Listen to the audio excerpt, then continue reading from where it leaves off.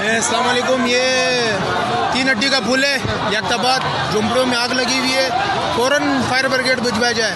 बहुत बड़ी आग है।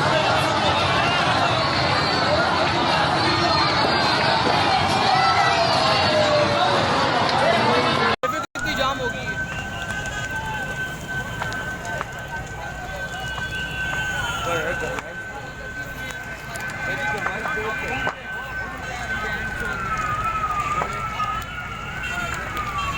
ये बढ़ेगी आग, ये कंट्रोल एक पाइप तो नहीं कंट्रोल कर सकता, ये कुछ भी नहीं होगा। जाती एक पाइप तू यहाँ से आना चाहिए, यहाँ से मारे, यहाँ के ऊपर से मारे, 2-3 मशीनें गाड़ी लगाए।